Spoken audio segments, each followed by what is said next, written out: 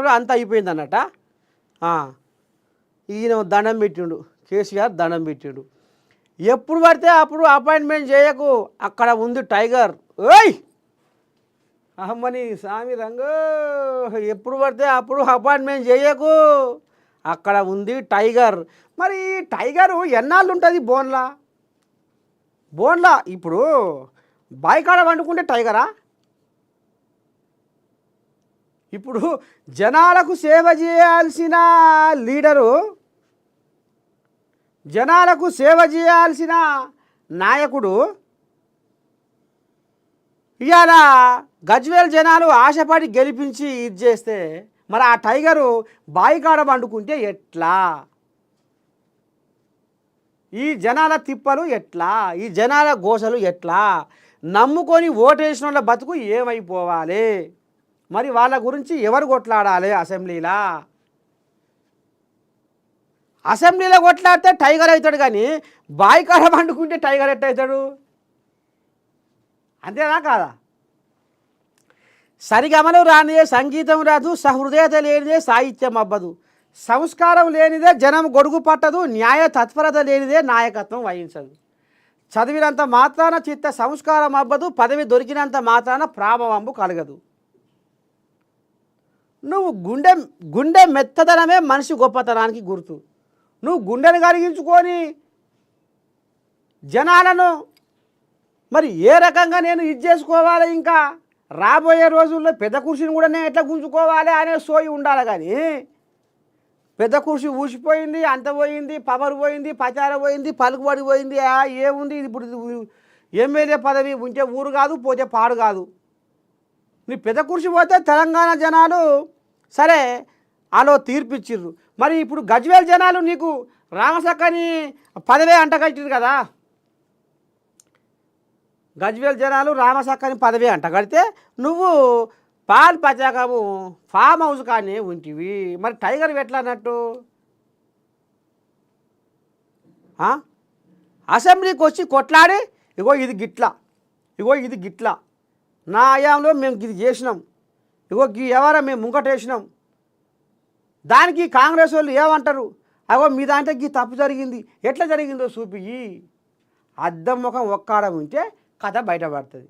మరి ఎందుకు దాచుకొని ఈ టైగరు ఈ పురి బాయికాడ వంతుంది అంటే ఏదో ఒక కథ జరుగుతుంది కాబట్టి బాయికాడ వండుకుంటుంది అనేది తెలంగాణ సమాజం ఆలోచన చేస్తూ ఉంది. మనమే డప్పు కొట్టుకుంటే కాదు కదా,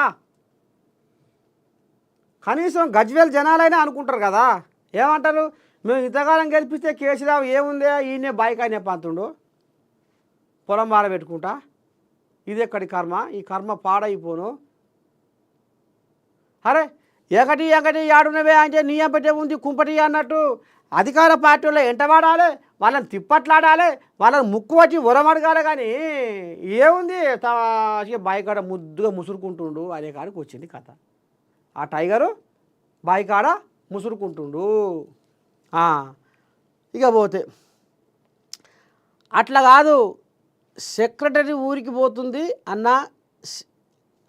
సెక్రటేరియటా అట్లా కాదు, సెక్రటరీ ఊరికి పోతుంది అన్న, సెక్రటరీ కూలిపోతుంది. ఈ కోయాకు జరంత తెలుగు అటు ఇటు జర కచ్చపెచ్చ వ్యవహారం చేసి రాసింది. సెక్రటేరియట్ కూలిపోతుంది, కోట్ల రూపాయలు పెట్టి ప్రజాధనాన్ని ఇవాళ లూటి చేసిన కాడికే ఉంది.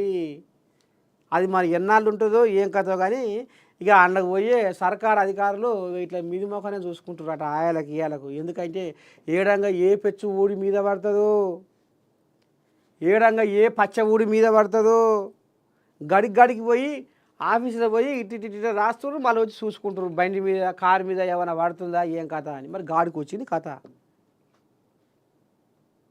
నాణ్యత లేకుండా నాణ్యత పరీక్షలు చేయకుండా కడితే గిదే ఉద్దారకం కాదా? మరి అధికారులు చెప్పినా కానీ ఏమైతే లోట పీసు ఆసుపత్రి అన్నట్టుగా పోతే ఇగో గీ కథ కాడికి వచ్చింది. జీతం తీసుకుంటలేడా?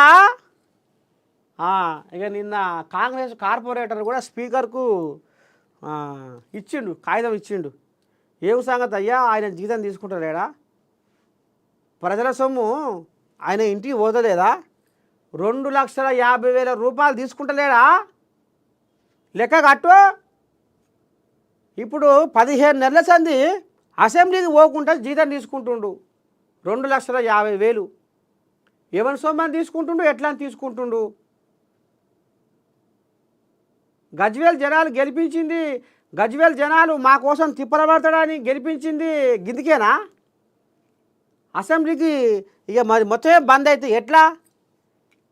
మరి బంద్ అయినోడు మరి కొలివేందుకు ఆయనకు రాజీనామా చేయాలి, లేకపోతే జీతం తీసుకోకుండా ఉండాలి అని నేను కాంగ్రెస్ కోజాగా కార్పొరేటరు స్పీకర్కు ఇక మరి వినతి పత్రం ఇచ్చిండట.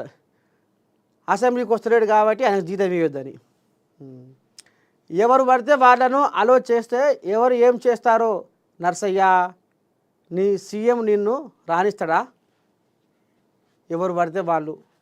ఇప్పుడు ఎవరు పడితే వాళ్ళు అంటే మేమేమన్నా ఏమంటారు చూడు, మేము ఎట్లా పోయినామో ఏమికి పోయినామో ఏం కథ అనేది తెలియదా?